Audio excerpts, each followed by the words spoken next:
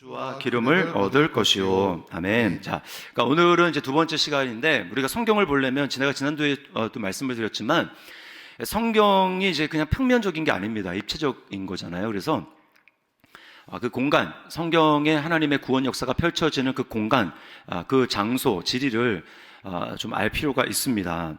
그래서 제가 지난주에 말씀을 드렸죠. 그 영번에 성경 통독을 위한 준비물 이렇게 해서 관주 성경 또 성경 역본 비교인데 제가 세 번역 성경을 추천한다고 말씀을 드렸습니다. 그리고 성구 사전, 성경 사전 필요하고 지도가 필요합니다. 제가 근데 이제 그 순장반 제가 톡에는 이렇게 두 군데를 알려드렸는데요. 제가 이번에 준비해서 보니까 그 대한성서공회에 들어가서 보니까요. 이제 두란노 그쪽은 갈 필요 없이 거기 안에 다 있더라고요. 그러니까 대한성서공회 그쪽 사이트에 다 있습니다. 그래서 그 성경 사이트 대한성서공회 이렇게 검색하셔서 들어가시면 거기에 이제 맨 위에 보면은 이렇게 탭이 있잖아요. 그 이제 칼럼이라 그러네. 탭이 있는데 거기서 무슨 탭을 이제 여러분이 이렇게 클릭을 하셔야 되냐면 성경 읽기라고 하는 탭이 있습니다. 성경 읽기 탭을 누르시면 거기 안에 들어가서 이제 두 군데를 좀 참조할 수가 있어요. 하나는 성경 읽기 또 검색란이 있습니다. 성경 읽기 탭을 누르면 그 안에 들어가시면 성경 읽기 검색 그걸로 들어갈 수 있어요. 그래서 들어가시면 성경 읽기를 이제 들어가실 수 있습니다. 성경 읽기 들어가면 거기에 뭐 개역 개정, 그 다음에 옛날 우리 바뀌기 전에 개역 한글판 옛날 그 버전도 있고요. 그 다음에 공동 번역, 새 번역 여러 가지 이제 번역본이 있어요. 근데 제가 여러분에게 추천드리는 것은 새 번역을 추천드립니다. 이제 표준 새 번역도 있는데 표준 새 번역이 91년도인가 그때 나왔는데 이제 새 번역이 2000년 초반인가 그때 다시 이제 개정을 한 거예요. 그래서 우리도 옛날에 이제 개역 한글판을 쓰다가 이게 개역 개정으로 이제 바뀐 지가 벌써 한 10년 넘었잖아요. 그것처럼 표준 새 번역이 나오고 다시 이제 개정 작업이 이루어진 게 새 번역입니다. 그러니까 제가 여러분에게 새 번역을 추천을 해드리고요. 그리고 이제 거기 들어가면 또 성경 검색을 할 수 있습니다. 성경 검색. 그래서 뭐 사랑이 창세기부터 요한계시록까지 이제 사랑이 다 나오는 거예요. 물론 번역의 한계는 있습니다. 성경의 원문에서는 다른 단어로 쓰였는데 이렇게 번역본에서 사랑이라고 번역이 된 거예요. 네, 그런 거 있지만 어쨌든 찾을 수가 있다라고 하는 것. 그 다음에 성경 읽기 탭에서 성경 이해 자료라는 그 또 항목으로 들어가실 수가 있어요. 성경 이해 자료. 그러면 거기에 성경 지도를 보실 수가 있습니다. 창세기부터 요한계시록까지 지도가 나와 있는 지도를 보면서 성경을 봐야 되는 그 장면들마다 지도가 나와 있어요. 그러니까 그거를 여러분 지도를 사실 필요가 없습니다. 들어가셔서 보시면 돼요. 그 다음에 또 하나 용어 사전이 있는데요. 용어 사전. 성경에 나온 그 단어를 검색하는 겁니다. 용어 사전. 뭐 성막, 뭐 성전, 뭐 이렇게 치면 거기에 대한 설명이 나오는 거예요. 그리고요, 또 인명 및 지명 사전도 있습니다. 그러니까 너무나 좋은 시대예요. 그러니까 여러분이 이제 그거 즐겨찾기를 뭐 이렇게 컴퓨터에 놓으시던지 스마트폰에서 들어가실 수 있으니까 그렇게 하셔서 좋은 자료를 참고하시면 좋겠습니다. 자, 그럼 오늘은 이제 성경 지도를 그리는데요. 여러분 이제 유인물 받으신 거 제 맨 마지막 장 보시면 지도가 나옵니다. 지도. 자, 그래서요. 지도가 나오는데 지도가 1번 있고 2번이 있는데 1번은 이제 여러분이 좀 그리셔야 되는 거예요. 자, 저를 따라서 여러분 그게 지금 양면으로 유인물이 나왔나요? 네, 그럼 지도 그 뒷면에다가 여러분이 시간 실습을 저랑 같이 한번 해보는 겁니다. 그래서 1분 만에 성경 지도 그리기. 자, 한번. 앞에 보지 마시고, 앞에 보지 말란 얘기는 그걸 보지 말고, 여러분 그 뒷장 넘기셔서 여백 있는 장에서 여러분이 실제로 지도를 그려보시는 거예요. 자, 지도를 그리시는데, 어떻게 하냐면요. 자,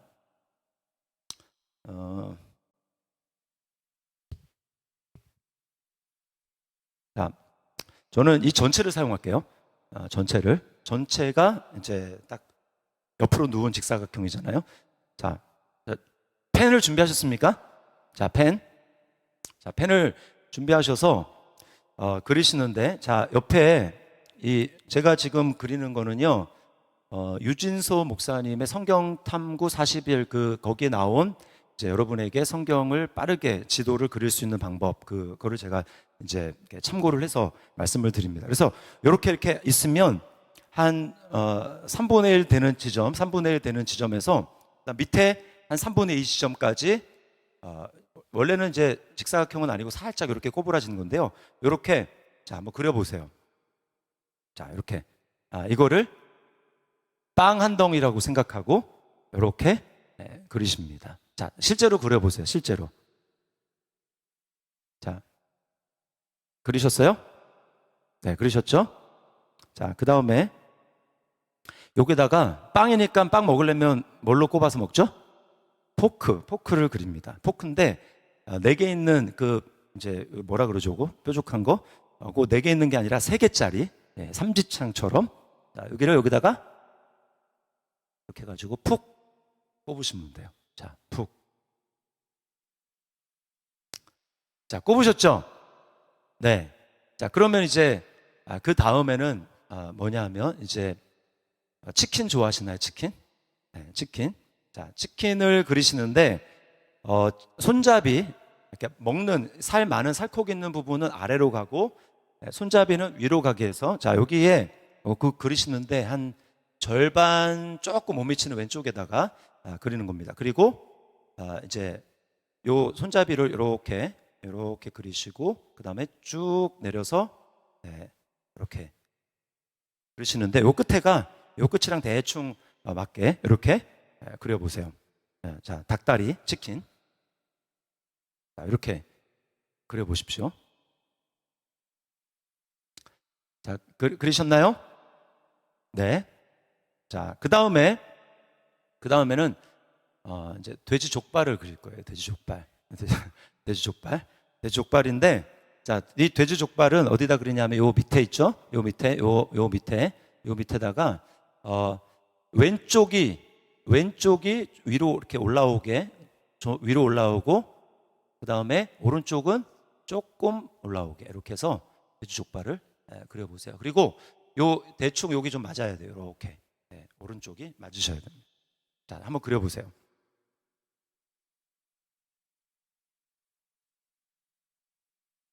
자, 그리셨나요? 이거 막 너무 자세하게 그릴 필요 없어요. 이거 전체적인 대충 이제 이렇다라는 것만 하니까 나중에 지도 보니까 아닌데요. 그렇게 하는 것은 왜냐하면 여기 지금 이렇게 가나안 땅이 좀 커 보여야 되기 때문에 약간 비율이 좀 맞지 않게 일부러 이렇게 그리는 거니까 여러분 너무 막 자세하게 하지 마시고 자 이렇게 그리시고 자 그리셨으면 그 다음에 자 이 왼쪽에요 오른쪽 끝에 뱀 머리를 그릴 거예요. 뱀머리 자 뱀머리도 이쪽의 끝에 이 부분에 뱀 머리가 이렇게 올 수 있도록 해가지고요. 뱀 머리를 이렇게 그려보세요. 뱀 머리. 요 끝에가 이렇게 밑에 좀 닿을도록 해가지고 뱀 머리를 이렇게 한번 그려보세요. 동그랗게. 자, 뱀 머리를 그리셨습니까?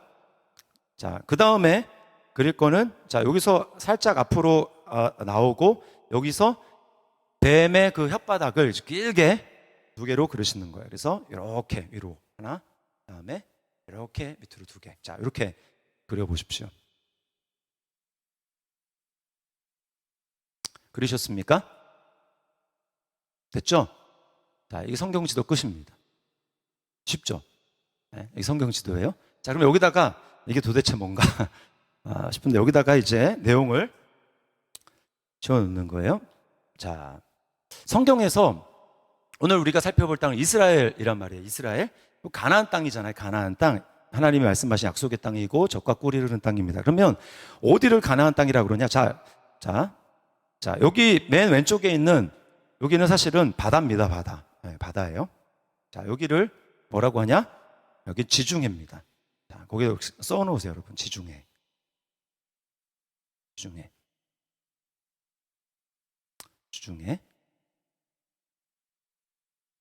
자, 그다음에 이제 빵이 지중해예요. 그리고 밑에 빵을 꼽은 이 포크. 이건 뭘까요? 이게 나일강입니다. 여기 나일 삼각주고 나일강. 여기 나일강이에요.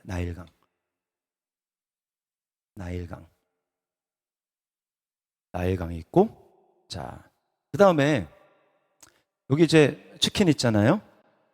치킨의 요 손잡이가 뭐냐면 이 갈릴리입니다. 갈릴리 호수. 갈릴리 호수 또는 바다. 성경적인 개념으로 하면은 바다예요, 바다. 우리 성경 문화로 접근해야 돼. 갈릴리 바다. 여기 뭘까요, 그러면요? 사해. 여긴 사해입니다. 자, 그러면 갈릴리 바다로부터 사해까지 연결된 요거 뭐라고 할까요? 요거는 요단강이에요. 요단강. 여기를 요단강이라고 합니다. 자, 이렇게 되고, 그 다음에 요 밑에 있는 돼지 족발, 요건 뭐냐? 요거는 홍해입니다. 홍해. 이스라엘 백성들이 건넜던, 하나님이 기적으로 갈라주셨던 홍해. 밑에 홍해예요. 자, 그리고 이제 여기 옆으로 오면 요게 이제 뭐냐? 뱀 머리. 요게는 페르시아만입니다. 페르시아만.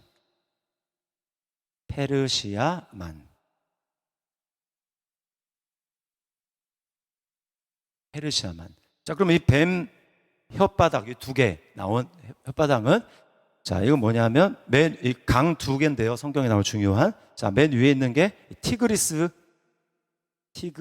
강입니다. 그다음 밑에 있는 게 유프라테스 강입니다. 강.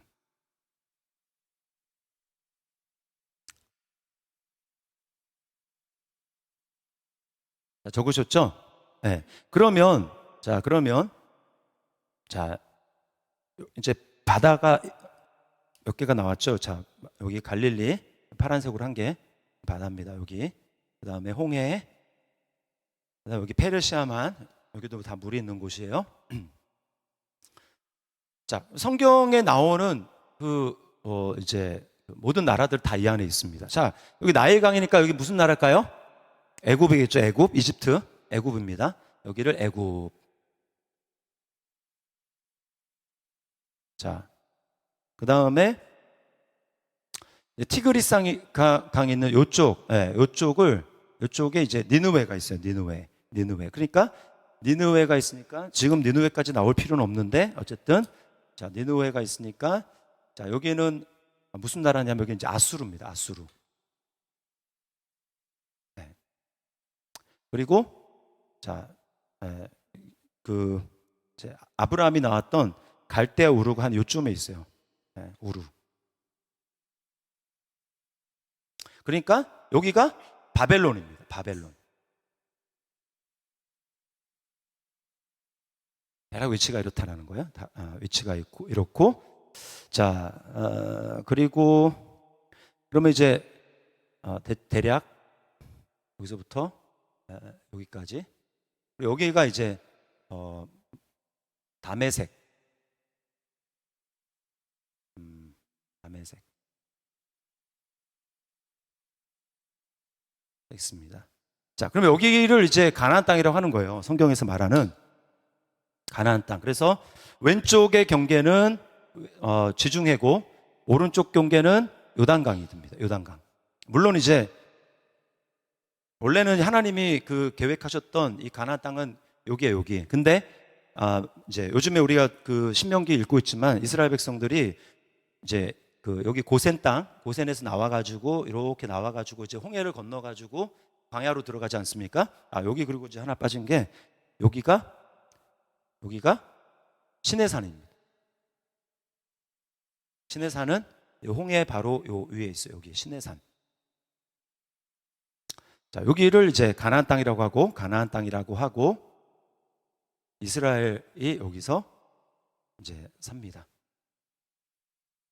자, 근데 여기서 이제 우리가 더 자세하게 들어가서 뭐 이제 위치들 이제 나중에 잡겠지만 우리가 성경에서 왜 이제 이 지리를 알아야 되느냐? 하나님의 구속 역사를 알기 위해서 필요한데요.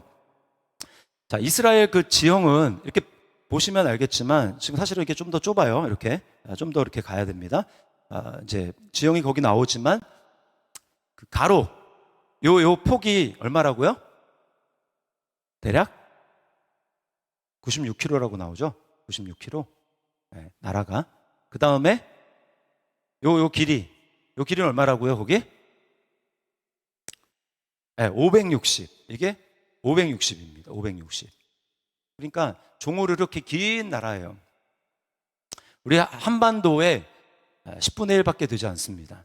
자, 근데 여기서 이제 중요한 건 뭐냐면, 자, 여기 그리고 이제 제가 또 하나 이 지리니까, 자, 우리가 보통 지리 그릴 때 지도 보면은 이렇게 방향표시 나오는 거, 요거 아시죠? 이렇게.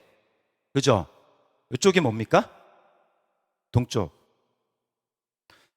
학교에서 다시 무슨 공부하는 것 같이 지리 공부. 자, 그러면 여기는 서쪽, 여기가 북쪽, 여기가 남쪽입니다.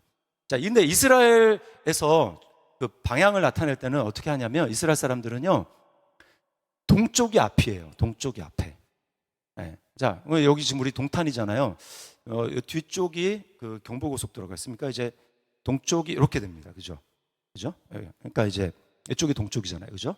이쪽이 제가 지금 이렇게 정면 보고 있는데 이쪽이 이스라엘 백성들 항상 앞이에요. 앞. 그러니까 이쪽이 앞입니다. 이스라엘 백성들 항상 그래요. 성경이 그렇습니다. 그래서요, 동쪽은 항상 앞이에요. 그러면 서쪽은 뭐예요? 뒤. 네, 뒤가 되는 거예요. 오른쪽은 뭡니까? 남쪽. 그래서요, 그 여호와께서 내 우편에서 내 그늘이 되시나니 이렇게 이야기를 하잖아요. 그 왜 하나님이 우편에서 그리냐, 왜 좌편에서 그리 되면 안 되느냐? 남쪽이 이스라엘 백성들에게는 오른쪽이기 때문에, 왜 앞쪽이 동쪽이고 남쪽이 오른쪽이기 때문에 이스라엘 백성들이 특별히 이제 광야 생활을 할 때 이제 해가 뜨면 그 남쪽에서 뜨는데 너무 뜨겁거든요. 그런데 하나님이 우편에서 그 뜨는 태양을 막아주신다라는 거예요. 그래서 그늘지게 한다. 그래서 여호와께서 내 우편에서 내 그늘이 되시나니 낮에 해가 너를 상하게 하지 아니하며 라고 하는 말이 그래서 나오는 거예요. 그래서 여기가 앞입니다. 자, 그러면 이스라엘 백성들이 이제 여기가 자기들이 살 땅이잖아요. 자, 그러면 바드라 얘기할 때 이스라엘 백성들이 앞바다라고 얘기하면, 자, 여기서 앞바다 얘기하면 어느 바다를 얘기할까요? 사해입니다. 사해를 그래서 이스라엘 백성들 선지서 보면 앞바다라고 했어요. 우리나라는 다른 말로 번역했지만 원래 히브리 원문에 보면 앞바다입니다. 앞바다. 그러면 뒷바다는 어딜까요? 지중해요. 지중해. 네. 방향을 아셔야 된다. 지도할 때 이스라엘 백성들이 어떻게 했는가라고 하는 것을 아셔야 됩니다. 그리고요, 이제 바다가 나오는데, 이제 바다가 나오잖아요. 바다 여기도 있고 여기도 있고 여기도 있고 홍해도 건넜고 이스라엘이랑 이제 관련이 있는 바다가 이렇게 4개가 나오는데, 이스라엘 백성들한테 바다는 뭐냐? 바다는 어떤 개념이냐면요, 우리로 얘기하면은 바다 하면 딱 있는 게 개념이 있잖아요. 그렇죠? 이스라엘 백성들이 바다면 물이 많이 모여 있는 것을 바다라고 얘기를 합니다. 그래서 나중에 솔로몬이 성전을 이제 봉헌해서 지을 때, 성전을 건축할 때, 그때 이제 성막에서는 물두멍이라고 하던 것을 솔로몬 성전을 건축할 때는 똑같은 거를, 근데 규모는 훨씬 더 커졌죠. 그거를 뭐라고 하냐면 놋바다라고 해요. 바다. 놋바다. 왜 그게 바다냐? 이스라엘 백성들에게 뭐예요? 물이 많이 모여 있는 곳, 그곳을 바다라고 했기 때문에 놋바다. 그래서요, 갈릴리가 호수가 아니고 바다가 되는 겁니다. 왜 이스라엘 백성들 갈릴리를 바다라고 하느냐? 우리 개념으로는 끝이 다 보이는데, 갇혀져 있는데 호수지 왜 바다냐? 이스라엘 백성들은 물이 많이 모여 있는 곳을 바다라고 한다라고 하는 겁니다. 그리고 바다에 대해서 가지고 있는 이스라엘 백성들의 그 개념, 컨셉이라고 하는 건 뭐냐면 두려움과 혼돈의 장소입니다. 두려움과 혼돈. 그래서 창세기 1장 2절에 보면 땅이 공허하고 혼돈하며 흑암이 깊음 위에 있고 하나님의 신은 수면 위에 운행하신다. 그러니까 물이 지금 덮여 있는 상태란 말이에요. 그러니까 뭐냐면 혼돈하고 공허하다. 혼돈 상태. 뭔가 정리가 안 된 상태, 뒤죽박죽인 상태. 바다는 그런 거예요. 그래서 그 바다에 또 뭐가 있느냐, 왜 그런 무섭고 두렵고 혼돈의 상소라고 했냐면 바다에 통제할 수 없는 무서운 짐승이, 바다 짐승이 산다고 생각했기 때문입니다. 그래서 이거를 성경에 보면 뭐 용이라고도 하고요, 리워야단이라고도 하고, 또는 뭐 라합이라고도 얘기하고 악어라고도 얘기하고, 우리 욥기 할 때 살폈잖아요. 네가 그걸 뭐 리워야단을 뭐 어떻게 할 수 있느냐라고 하는. 그래서 이 바다에 그런 짐승들이 살고 있어서 이제 두려워하는 거죠, 이스라엘 백성들이. 그래서 요한계시록에 보면 이제 사탄도 삼위일체로 나오거든요. 하나님도 아버지, 아들, 성령 이렇게 나오는데, 사탄이 교묘하게 성도를 속이기 위해서, 사람들을 속이기 위해서 사탄도 삼위일체가 나옵니다. 용이 있고 짐승이 있고 거짓 선지자가 있어요. 그래서 사탄의 삼위일체가 나오는데, 그때 그 짐승이 나오는 곳이 어디냐? 짐승이 바다에서 나옵니다. 바다. 그래서요, 여기, 자, 계시록 제가 지도 그리기 실습 2번 바로 위에, 이스라엘 지형 바로 위에 보면 계시록 13장 1절 말씀 한번 보겠습니다. 자, 시작. 내가 보니 바다에서 한 짐승이 나오는데 뿔이 10이요 머리가 7이라. 자, 그래서 바다가 바로 그런 곳이라는. 근데 예수 그리스도께서 나중에 재림하셔서 이 땅을 새롭게 하시는 그때는 새하늘과 새 땅인데 그때 바다가 없다고 이야기를 합니다. 계시록 21장 1절 바로 그 위에 있는 말씀 한번 읽어보겠습니다. 시작.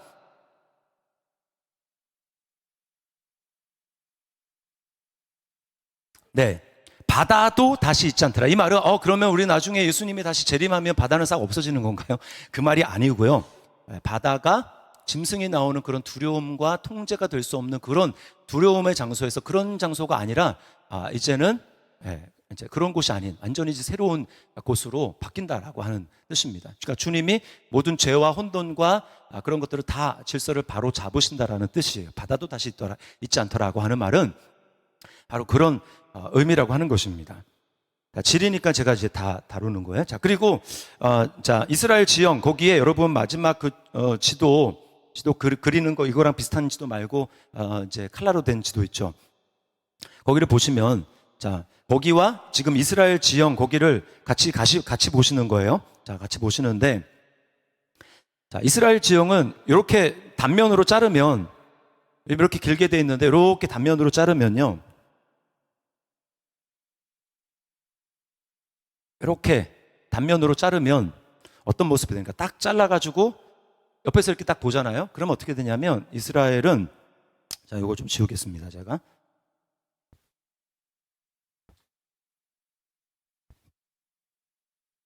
저 지금 잘 따라오고 계시는 거죠? 네. 단면을 자르면 자, 여기 단면을 자랐으니까 서쪽에서부터 보면은 서쪽에 뭐죠? 지중해잖아요. 지중해 연안 있는 데서 여기는 이제 평야가 평지미 평야가 되다가요. 그 다음에 이제 동쪽으로 가면 이렇게 높아집니다. 산지로. 높아지다가 엄청 높아졌다가 그 다음에 이제 낮아지고요. 낮아졌다가 그 다음에는 이렇게 들어가요. 네. 여기가 이제 해발이라고 하면 이스라엘 여기는 이제 이만큼 더 해발 밑으로 마이너스로 들어갑니다. 그리고 이렇게 되죠. 대체로 이런 거예요. 꼭 이런 건 아닌데 대체로 이렇습니다. 그래서 여기를 딱 잘라가지고 이 밑에서부터 지금 제가 거기다가 정리해 놓은 건 이렇게 되는 거예요. 이제 이렇게 그다음에 이렇게 그다음에 이렇게 요단강 우편. 그래서 여기서부터 밑에서부터 이제 나가는 겁니다. 밑에서 나가면 거기 뭐가 있냐면 서부 해안 평야가 있어요. 서부 해안 평야. 자, 여기가 평야라 그랬죠. 평야. 여기 평야. 여기서부터 나가면서 밑에서부터 블레셋 평야, 또 여기 샤론 평야, 돌 평야, 그 다음에 아셀 평야. 이렇게 갈릴리 있는 데까지 아셀 지파가 있었기 때문에 여기가 이제 평야입니다. 평야. 풍부한 곡창지대겠죠. 여기 농사를 잘 지을 수 있는 평야. 여기서부터 밑에서부터 올라가는 거예요. 이렇게. 자, 그 다음에 이제 동쪽으로 살짝 올려가지고 밑에서 다시 올라가면 거기 이제 뭐가 돼 있습니까? 서부 산악지대라고 돼 있죠. 서부 산악지대 뭐가 있냐면 자, 밑에서부터 네게부가 있습니다. 네게부라는 말은 이제 거기는 거의 비가 1년 해봐야 강수량이 200ml 이제 안짝으로 왔다 갔다 하는 그런 거의 사막 지역입니다. 브엘세바가 이제 그런 곳이거든요.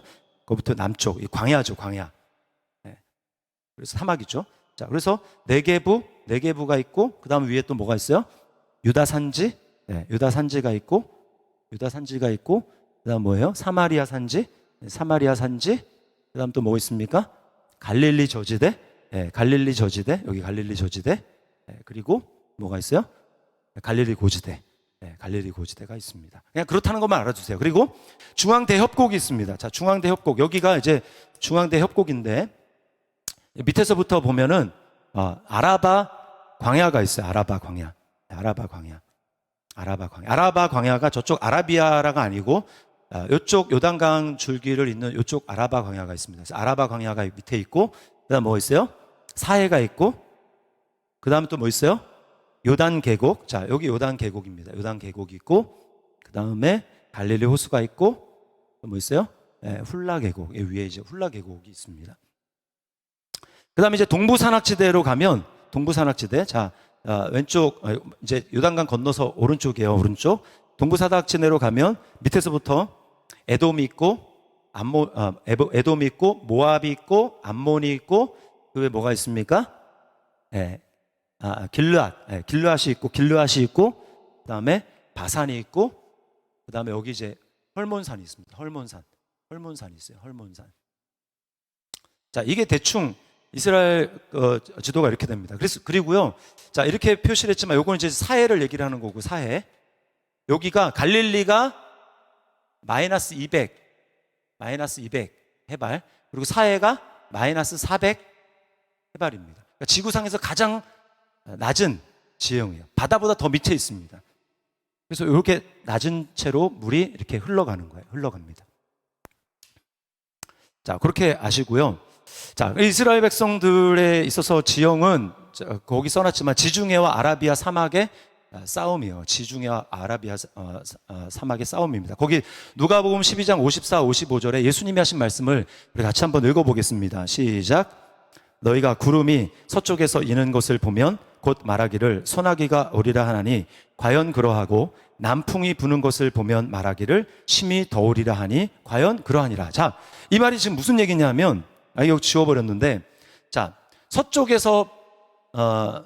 구름이 서쪽에서 있는 것을 보면 곧 소나기가 오리라. 여기서 이스라엘 백성들이 서쪽에서 구름이 있는 것을 본다. 그러면 어디서 부는 바람이에요? 지중해에서 부는 바람입니다. 지중해, 바다에서. 그러니까 당연히 바다에서 부는 바람이니까 수증기를 잔뜩 머금었겠죠. 그리고 시원합니다. 시원한 바람이 여기서 서쪽에서 불어오는 거예요. 서풍. 그러면 구름이 서쪽에서 일어나면 이제 비가 오겠구나 라고 하는 것을 안다는 거예요. 반면에 남풍이 부는 것을 보면 심히 더우리라. 자, 아까 여기 페르시아라 그랬죠. 페르시아. 여기는 중동 사막 지역입니다. 사막. 사우디아라비아 뭐 이쪽 사막 지역인데, 자, 바람이 이쪽에서 이렇게 불어온다는 거예요. 이렇게 되면 어떻게 돼요? 더우리라. 심히 더우리라. 그래서 여기 가나안 땅은요, 바람이 서쪽에서 불어오느냐 아니면 남동쪽에서 이렇게 불어오느냐, 요거에 따라 가지고 이스라엘 그 나라가 폭망하느냐 아니면 성공하느냐, 이 두 가지가 결정이 되는 거예요. 어디에서?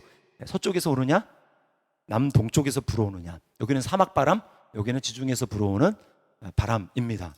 그래서요, 이스라엘 엘리야 선지자가 바알 선지자들이랑 갈멜산에서 싸운 다음에, 갈멜산이 어디냐면 갈멜산이 요쯤에 있어요. 요쯤에 갈멜산이. 그러니까 바로 이제 지중해란 말입니다. 붙어 있거든요. 갈멜산에서 이스라엘 백성들 바알 선지자 400명과 싸우잖아요. 450명인가 400, 갑자기 헷갈리네. 싸우는데, 그래서 다 죽이잖아요. 죽이고 나서 갈멜산 꼭대기 올라가서 엘리야가 뭘 합니까? 기도를 하잖아요. 그죠? 기도를 한 다음에 뭐라고 얘기합니까? 7번 기도한 다음에 사환 보고야 가서 좀 봐라, 살펴봐라 할 때, 뭘 살펴보라면 구름이 일어나는지 살펴보라 그러는군요. 그러면 그 사환이 올라가서 어디 쪽을 봤을까요? 이쪽을 보는 거예요. 그러면서 7번 만에 뭐라고 얘기합니까? 손바닥만한 구름이 일어납니다 라고 얘기를 하죠. 그러면서 엘리야가 아합에게 가가지고 뭐라고 얘기합니까? 빨리 내려가십시오. 큰 비 소리가 있습니다. 이제 여기 구름이 일어났기 때문에 여기서 이제 큰 비를 몰고 온다는 거예요. 그래서 이스라엘 백성들에게 비가 오려면 어느 바람이 불어야 되는가? 서쪽에서 바람이 불어야 되는 거예요. 하나님 서풍을 준비해야 되는 겁니다. 반면에 창세기에 보면은 요셉이 이제 바로의 꿈을 해석을 해주거든요. 바로가 꿈을 꾸는데, 첫 번째 이제 꿈이 뭐냐면 풍성한 이삭을 품은 이제 곡식, 그것을 꿈을 꿉니다. 그거 이제 꿈을 꾼 다음에 7개 이삭인가 그랬잖아요. 그리고 꿈을 꾼 다음에 다시 또 꿈을 꾸는데 뭐냐면 이번에는 아주 진짜 말라 비틀어진 그런 이삭인데, 거기에 대해 뭐라고 얘기하냐면 거기 이제 나오죠. 동풍에 41장, 창세기 41장 23절 말씀. 자, 그걸 같이 한번 보겠습니다. 시작. 그 후에 또 가늘고 동풍에 마른 7 이삭이 나더니. 자, 이 말이에요. 동쪽에서 바람이 불어가지고 완전히 바싹 말라서 결실을 이제 했지만 완전히 먹기 어려운 그런 곡식을 얘기를 하는 것입니다. 그러니까 이스라엘 백성들이 여기서 잘 살아가려면 이게 적절하게 바람이 서풍이 불 때 불어야 되고 동풍이 불 때 불어야 돼서 이게 잘 돼야지만 살 수 있다는 거예요. 이 싸움입니다. 그리고 이제 자, 여기서 이제 비가 오잖아요. 비가 오면 이제 구름이 와가지고 비가 오면 우리나라도 이제 태백산맥이 있어서 마찬가지지만 무슨 폐엔 현상 이런 거 들어보셨죠? 옛날 사회 시간에 폐엔 현상. 비가 이렇게 오다가 구름이 오다가 이렇게 걸려가지고 여기다 비를 뿌린단 말입니다. 많이 뿌리고 이제 여기 넘어가면 여기는 이제 거의 비가 안 오는 거예요. 그래서 여기는 뭐가 생기느냐? 여기는 이제 광야가 생기는 겁니다. 그래서 이스라엘 백성들이 여기 이제 예루살렘이랑 베들레헴 그쪽에 광야가 생겨요. 그래서 유대 광야가 저 밑에 있는 남쪽에 있는 그 광야 지대를 얘기하는 게 아니고요. 유대 광야는 이스라엘 백성들 한 요쯤 지점에 있는 여기를 유대 광야라고 합니다. 비가 내리고 나서 여기가 이제 비가 이제 얼마 오지 않아 가지고 여기가 메마른 그런 광야처럼 되는 거예요.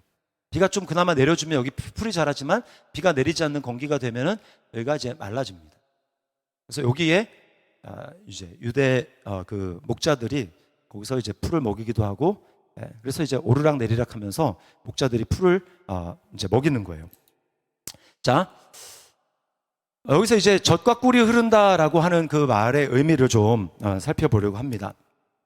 아까 이렇게 신명기 말씀 읽었잖아요. 자, 젖과 꿀이 흐른다라고 하는 굉장히 이제 풍성한 거잖아요.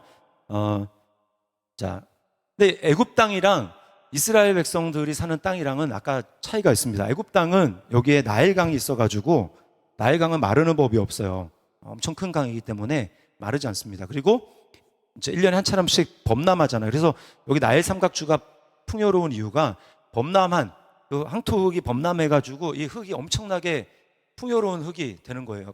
비옥한 토양이 되는 거죠. 여기다가 뿌려가지고 엄청난 곡창지대가 생길 수가 있는 거잖아요. 그래서 나일강에서는 바로 강이 마르지 않기 때문에 거기서 물을 대가지고 용수를 가지고 농사를 지을 수가 있습니다. 그거를 뭐라고 표현했냐면 하나님이 신명기 그 11장 10절 말씀, 자 같이 한번 읽어보겠습니다. 시작. 내가 들어가 차지하려는 땅은 네가 나온 애굽 땅과 같지 아니하니 거기에서는 너희가 파종한 후에 발로 물대기를 채소밭에 댐과 같이 하였거니와. 자, 이 말이 무슨 얘기냐? 발로 물대기를 채소밭에 댐과 같이 하였다. 자, 물을 퍼가지고 채소밭에다가 이렇게 한 것처럼 그러기가 엄청 쉬웠다라는 거예요. 그 나일강 때문에. 그것이 바로 애굽에 있는 이제 땅이라는 거예요. 그러니까 하나님을 그만큼 많이 필요할까요? 안 할까요?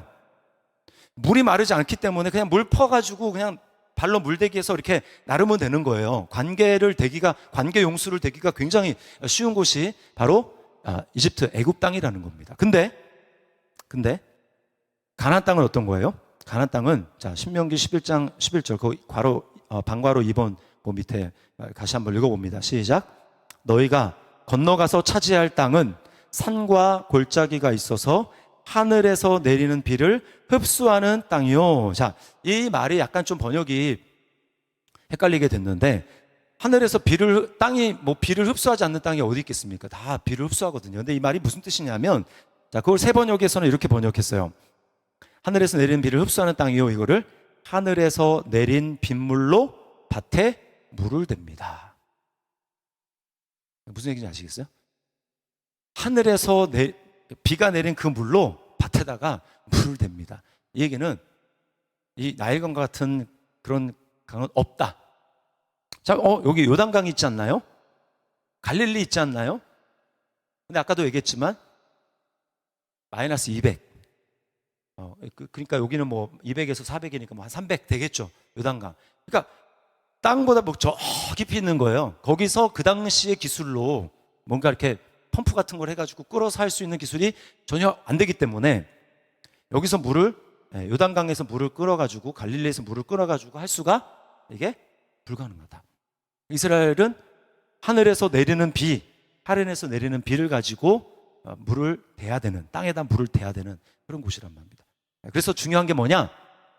이른 비, 늦은 비가 중요하게 되는 거예요. 자, 거기 이제 나오죠.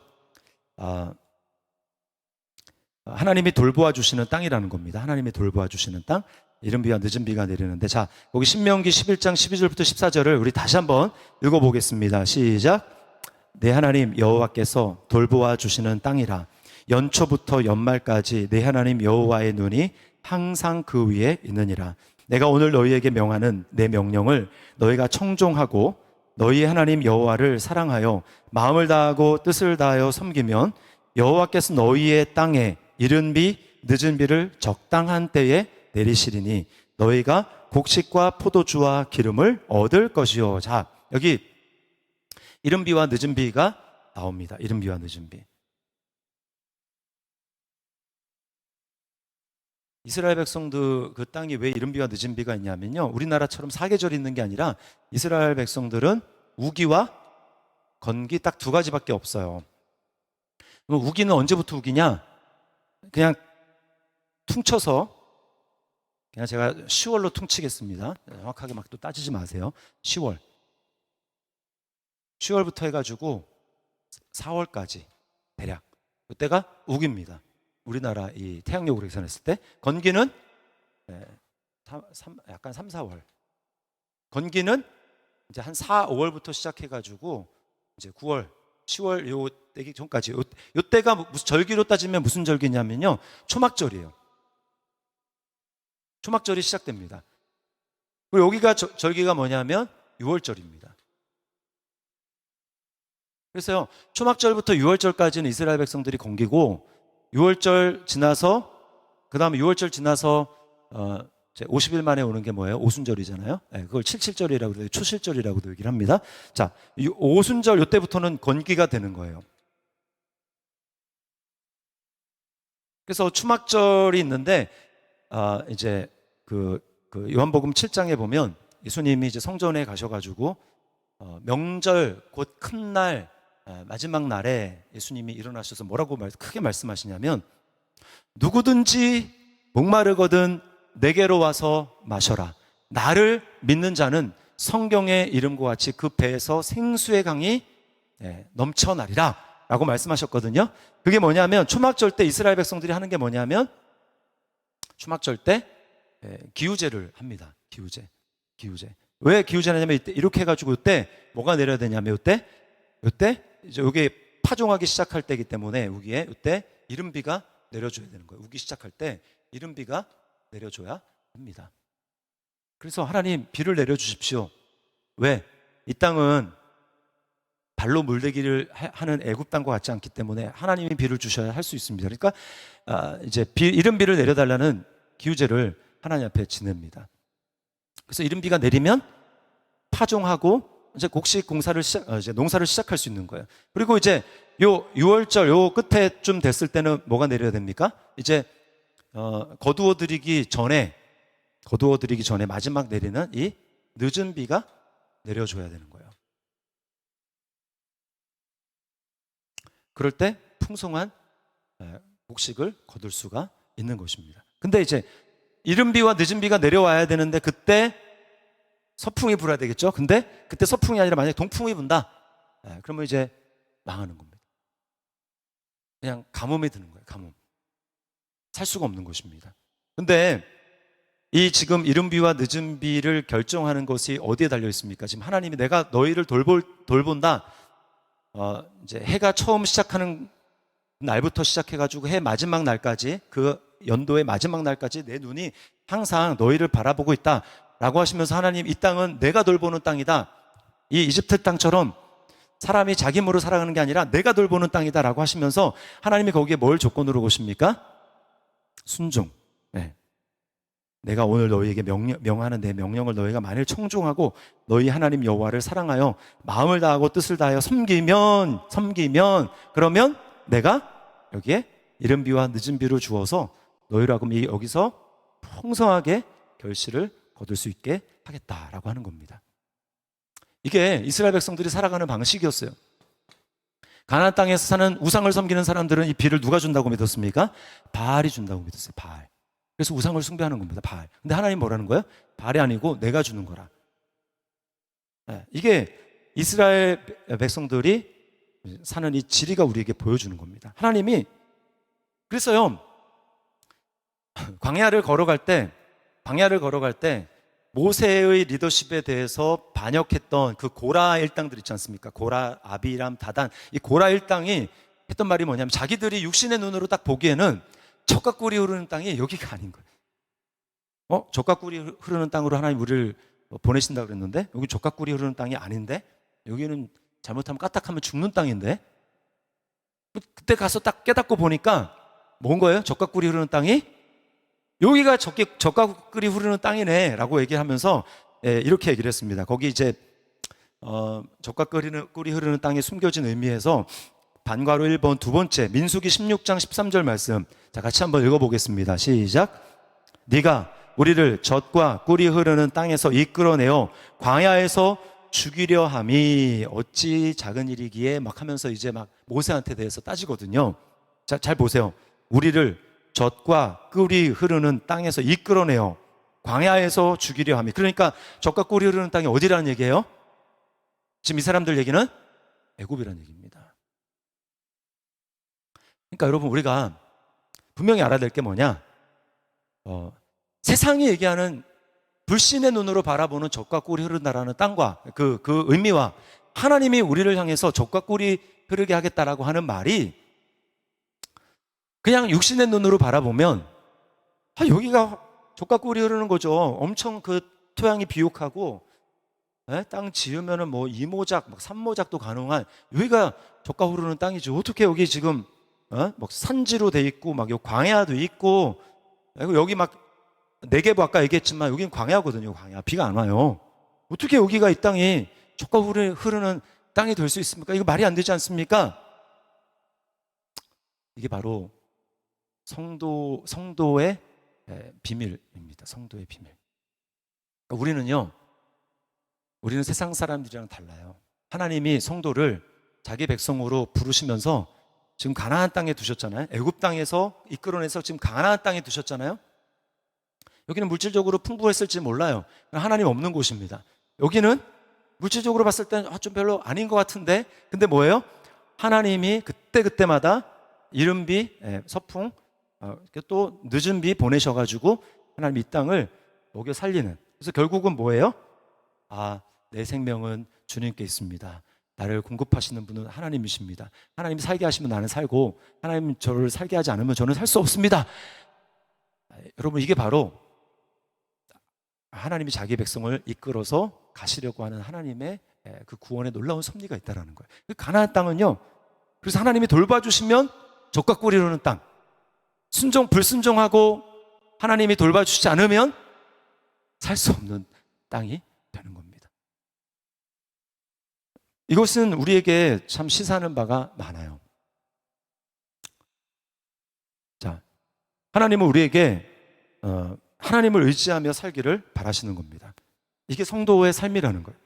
항상 믿음으로 내게 쌓아놓고 내가 가지고 있는 거 그것을 바라보면서 나는 이제 충분히 있다라고 하면서 하나님을 의지하지 않으며 살아가는 그 삶이 아니고, 하나님 이스라엘 백성들을 딱 여기 가나안 땅에 딱 가뒀잖아요. 여기 막 바벨론 있고 여기 아수르 있고 그 다음에 여기 저기 에돔, 모압, 암몬, 그 다음에 여기 이제 다메섹은 아람이에요. 아람 있고 여기 막 이집트 있고 여기는 지중해고 어디 도망갈 데가 없어요. 여기 딱 가둬두고 하나님이 넌 나만 보고 살아야 돼, 넌 나만 의지하며 살아야 돼, 아니면 넌 죽는 거야 라고 말씀하시면 하나님만 보며 살아가도록 만드는 거예요. 여러분 이게 그리스도인의 삶인 것입니다. 그리스도의 삶. 그래서 우리는 어떤 존재냐면 나를 위해서 살아가는 존재가 아니라, 아까 이제 자 여기만 하고 마치겠습니다. 여기 이제 갈릴리고 여기 사해예요. 여기 요단강이 흘러가는데, 자 보십시오. 여기 이제 아까 헐몬산 얘기했습니다. 헐몬산에 보면 눈이 있는데 그 눈이 녹으면 이제 이렇게 내려오잖아요. 눈이 녹으면 이 갈릴리에서 이제 여기 땅이 점점 낮아지니까 굉장히 이제 빠른 낙차를 그리면서 이 갈릴리에 물을 채웁니다. 갈릴리가 물을 받죠. 그리고 갈릴리는 또 이 요단강을 향해서 물을 흘려보냅니다. 밑으로 물을 흘려보내요. 근데 이제 밑에 사해는 뭐냐? 사해는 물을 흘려보내지 않고 자기만 물을 가둡니다. 여기 그래서 사해라고 부르는 거예요. 여기는 생명체가 살 수 없습니다. 근데 갈릴리, 자, 여기는 물고기가 많고 어획량이 많아요. 왜? 물을 흘려보내니까. 그리고 요단강도 마찬가지입니다. 흘려보니까, 흘러가니까. 이게 바로 성도의 삶입니다. 하나님께서 우리를 가나안 땅에서 이집트 땅에서 불러서 가나안 땅에 두게 하신 것은 하나님만 바라보며 살면서 하나님이 주시는 놀라운 복을 우리가 받아서 어떻게 하라는 거예요? 이제는 그것을 흘려보내는 사명의 삶을 살도록 하나님께서 우리를 부르신 것입니다. 이렇게 살아갈 때 하나님께서 내 삶의 모든 필요를 채워주신다라는 거예요. 사명적인 삶을 살아가게 될 때 하나님께서 내 삶을 책임져 주시고 모든 필요를 채워주시겠다라고 하는 게 성경이 우리에게 땅을 통해서 주시고자 하는 하나님의 약속입니다. 근데 우상은 뭐예요? 우상은 나의 탐욕과 나 자신의 만족만을 위해서 살아가는 삶입니다. 그리고는 흘려보내지 않아요. 나의 만족만을 위해서 살아갑니다. 그럴 때 망하게 된다는 거, 망하게 된다. 여러분, 이제 가나안 땅이라고 하는 것은 뭘 얘기하냐면 이건 하나님 나라를 상징하는 거예요. 하나님 나라. 우리는 하나님 나라 안에 있습니까? 어떻게 하나님 나라 안에 있죠? 예수 그리스도 안에. 예수 그리스도 안에 있기 때문에 우리는 하나님 나라 안에 있는 거예요. 자, 그러므로 이제 가나안 땅에 우리를 뒀다라고 하는 것은 우리는 예수 그리스도를 믿음으로 그리스도 안에, 신약 성경이 계속해서 그리스도 안이라는 얘기를 하잖아요. 우리가 하나님 나라 안에서 살아가요. 예수 그리스도가 오심으로 성령으로 말미암아 우리는 이미 하나님 나라 안에서 살아가고 있습니다. 그걸 통해서 하나님 우리에게 가나안 땅을 통해서 주시고자 하는 교훈은 바로 제가 정리를 해놨습니다. 자, 불신의 삶, 골로새서 3장 5절 말씀 우리 같이 한번 읽어보겠습니다. 시작. 그러므로 땅에 있는 지체를 죽이라. 탐심이니 탐심은 우상 숭배니라. 이렇게 되면 이 사해처럼 죽어버리고 하나님의 공급하심 받지 못한다는 거예요. 자, 근데 그리스도인은 누군가? 갈라디아서 5장 24절입니다. 같이 읽습니다. 시작. 그리스도 예수의 사람들은 육체와 함께 그 정욕과 탐심을 십자가에 못 박았느니라. 우리는 탐심을 십자가에 못 박은 사람입니다. 나를 위해서 살던 삶이 죽은 삶이에요. 죽은 삶, 그리스도와 함께 십자가에 못 박힌 것. 그리고 아브라함을 부르신 하나님의 뜻은 창세기 12장 2절 3절 거기 같이 읽습니다. 시작. 너는 복이 될지라 땅의 모든 족속이 너로 말미암아 복을 얻을 것이라 하신지라. 아브라함을 하나님이 복을 주시고 너는 복이 되라라고 하신 말씀은 너만 그냥 복 받고 끝나라고 하는 것이 아니라 마치 이게 흘러보내는 삶처럼 땅에 있는 모든 족속이 너로 말미암아 복을 얻을 것이라. 이것이 하나님이 아브라함을 부르신 하나님의 백성으로 부르신 의도입니다. 그리고 이것을 신약적인 용어로 풀면 마태복음 6장 33절이에요. 우리 같이 읽습니다. 그런즉 너희는 먼저 그의 나라와 그의 의를 구하라. 그리하면 이 모든 것을 너희에게 더하시리라. 아멘. 그러면 여러분 우리가 어떻게 살아가야 될지가 이 가나안 땅을 보면 하나님이 이스라엘 백성들을 애굽에서 가나안 땅으로 불러내신 그 뜻을 보면 우리는 명확해지는 것입니다. 내가 어떻게 살아가야 되는 것인가? 사명을 위해서 살아야 되고 오직 하나님만을 바라보면서 하나님이 나의 공급자가 되십니다. 그리스도 안에서 하나님이 나의 모든 필요를 채워주십니다. 왜? 하나님 나라니까. 그건 풍요하는 거니까. 그리스도 안에서 하나님 그러라고 우리에게 약속의 말씀을 주시고 믿음으로 이 약속을 하나님 앞에 구하고 주장할 때 우리가 사명의 길을 걸어갈 때 이 모든 말씀을 다 나를 향한 하나님의 말씀으로 내게 다 이루어 주신다라는 거예요. 여러분 믿습니까? 이게 바로 예수 믿는 삶이라고 하는 것입니다. 자, 시간이 가서 우리 기도하고 마무리를 하도록 하겠습니다. 우리 오늘 이 성경 이제 지리를 살펴보면서 우리에게 교훈하시고 우리에게 가르쳐 주신 각자에게 말씀하신 또 하나님의 교훈이 있다고 생각합니다. 그것을 가지고 주님 제가 이제 이렇게 돌이키고 이렇게 제가 살기를 원합니다. 주님 나의 삶 가운데 은혜를 베풀어 주옵소서. 우리 조용하게 우리 하나님 앞에 고백하고 또 기도하고 마무리하도록 하겠습니다. 기도하시겠습니다.